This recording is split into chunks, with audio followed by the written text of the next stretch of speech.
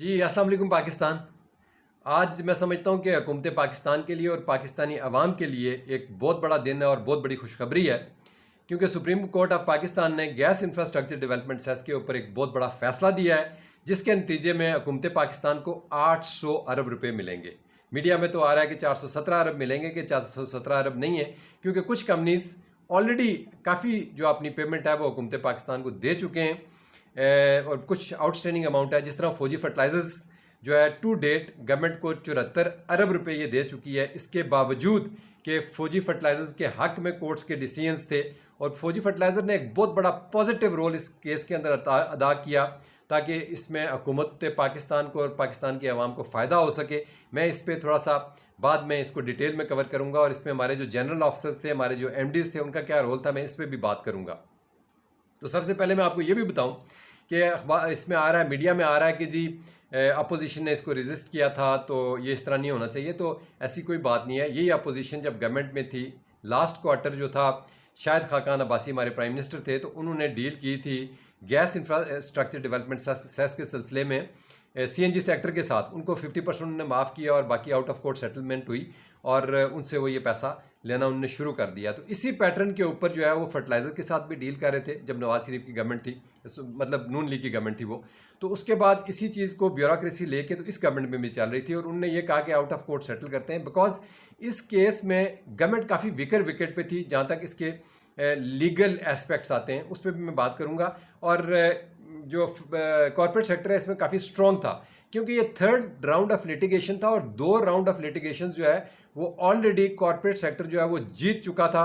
और ये तीसरे में आके मैं आपको ये भी बताऊं कि इस पर मैंने कोई 4 महीने पहले एक ब्लॉग की थी।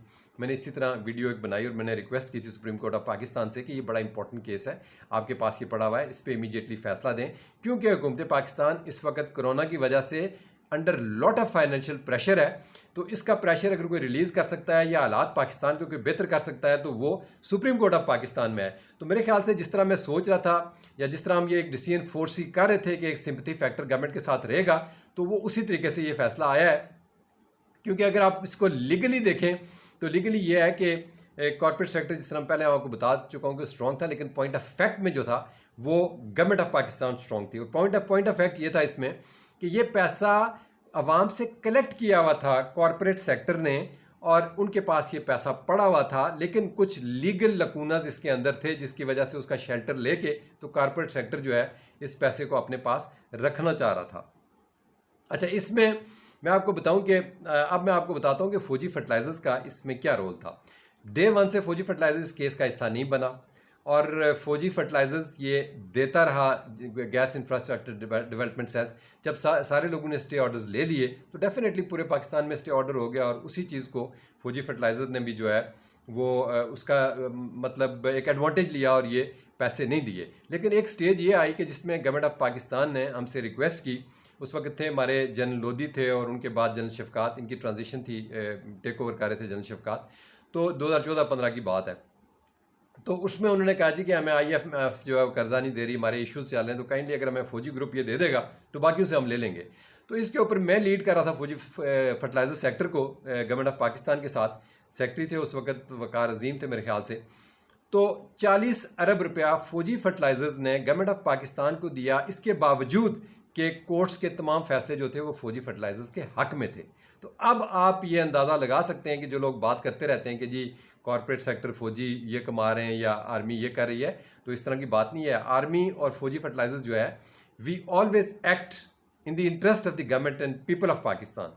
तो ये जो कुछ किया हुकूमत पाकिस्तान के लिए फौजी फर्टिलाइजर्स ने किया, और पाकिस्तानी अवाम के लिए किया, और 40 अरब रुपया उन्होंने हुकूमत पाकिस्तान को दे दिया। ये मामूली बात नहीं है, ये गैर मामूली बात है। और बाकी जितनी भी कंपनीज थी हमारे साथ, उनने भी कमिट किया था कि हम पाकिस्तानी गवर्नमेंट को ये पैसा देंगे, और उन्होंने भी साइन किए थे मेरे साथ, मेरे सिग्नेचर्स के साथ ये पैसा गया हुआ है हुकूमत पाकिस्तान को।